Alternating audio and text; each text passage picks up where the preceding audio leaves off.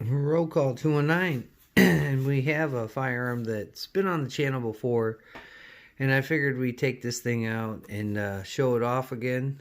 This is my Polish P64 Makarov.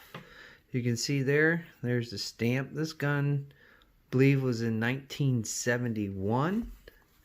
As you see, it's got the serial numbers here underneath on the trigger guard, right here, I should say, on the trigger guard, and then also here on the barrel. And we flip it over, and you can see where it was made. It was made in Poland. This is the P64. It says 9mm on there, but it's really 9x18, which is a Makarov round.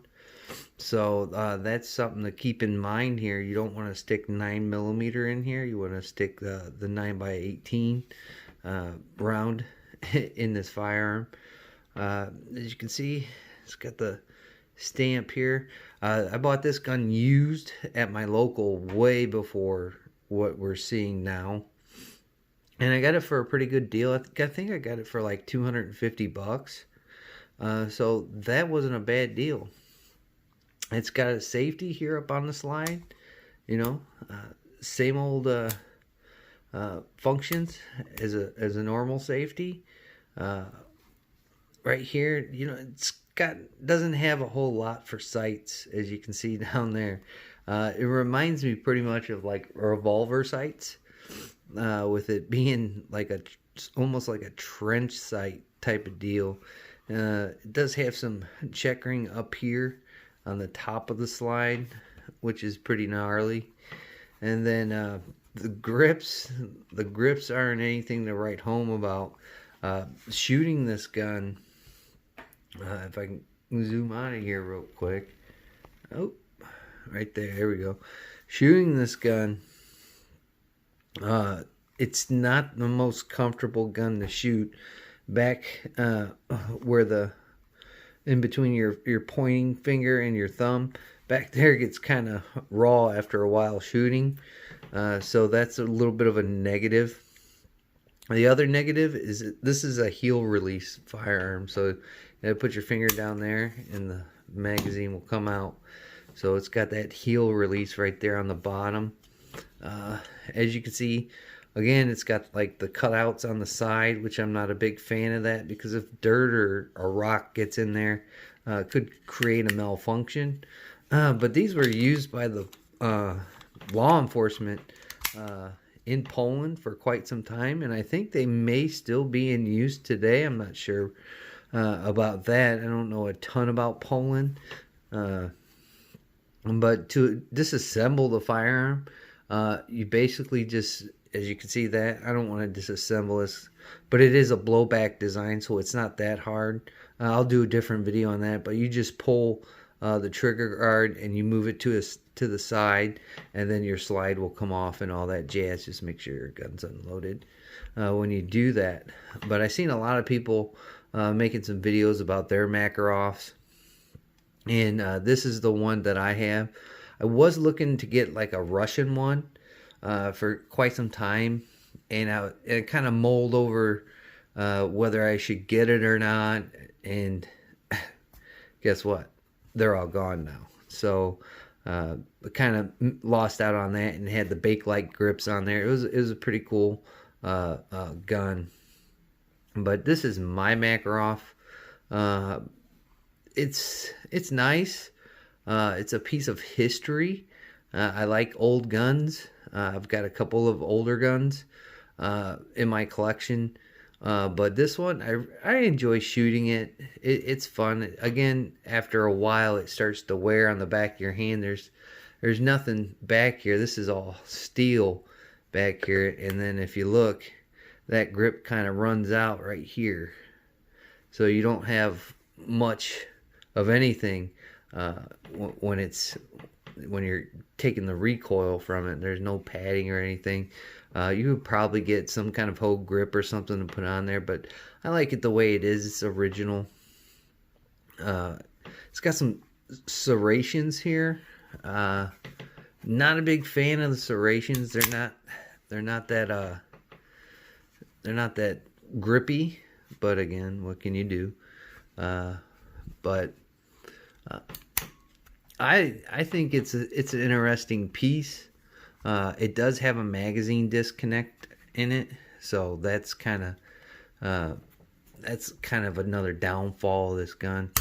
As you see, you got to pull the magazine out, and then your slide will go forward. Pull. There you go.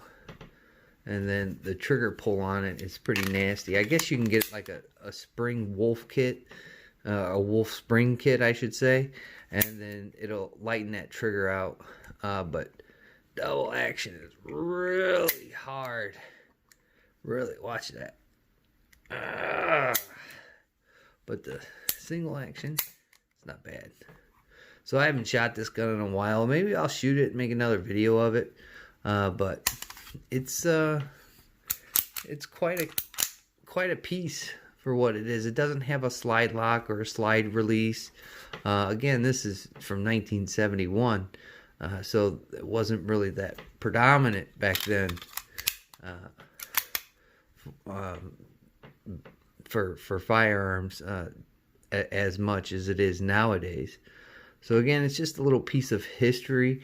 It is a blowback design, so the barrel's fixed in there. It has a recoil spring. It kind of reminds me of like a Bursa type deal, or the High Point with the blowback design in there with the recoil spring and everything. But I mean, just for the nostalgia of having the Makarov, it's a pretty good gun. I got a good deal on it. Didn't know much about it, and this acts as a decocker as well. As you can see there, it decocks the firearm, and then the firearm on go juice right there. So, yeah, nice little piece of gun for the money. It's got some markings. I don't know if you can see those markings. If my camera, it's got some markings right here in the trench itself. I don't know if that's a little bit of trench art or what, or just some stamping, some kind of stamping. I don't know if my camera will pick it up. But it's pretty cool. It's a nice little nostalgic kind of piece. Older surplus guns are getting a little bit harder to find. I mean, you can find them, but you'd be paying quite a bit for it. The other Makarov that I seen online, I think they wanted a little over $300 for that one. So getting this one for $250 wasn't bad, but that was, pre-corona, and now we're in post, and Jesus, guns are so hard to find and get, and if you do, you're gonna probably overpay or have to overpay just a little bit. But I enjoy shooting this gun. It's a fun little gun to shoot at times, but again, it does kind of wear your hand out after a while. I shot it, and after like the 4th or 5th magazine, it really started to start stinging the hand shooting it. But all in all, it's pretty cool. I don't shoot it often. That's why you don't see it too much on the channel. I clean it once in a while and keep it in the safe as just a relic of the past. I mean, look what's going on around the world. Everybody's trying to tear down history. I'm trying to find it so I can preserve it. So this is the Polish P64. Let me see if I can get that lighting. The Polish P64 in 9x18, which is the Makarov round. Again, don't quite pay attention to the 9mm there. For you new gun owners, if you come across one of these in your local gun shop, it does take the Makarov round, so you don't want to stick regular old 9mm in there. But I like it. I think it's a pretty cool piece. It shoots well. I didn't have any malfunctions with it.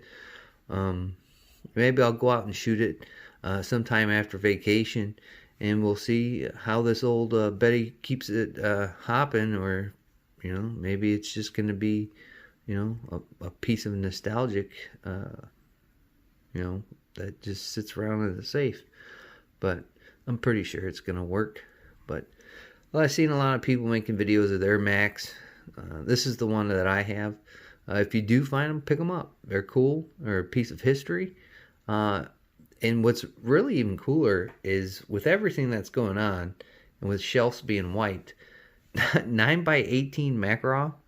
It's readily available in my area.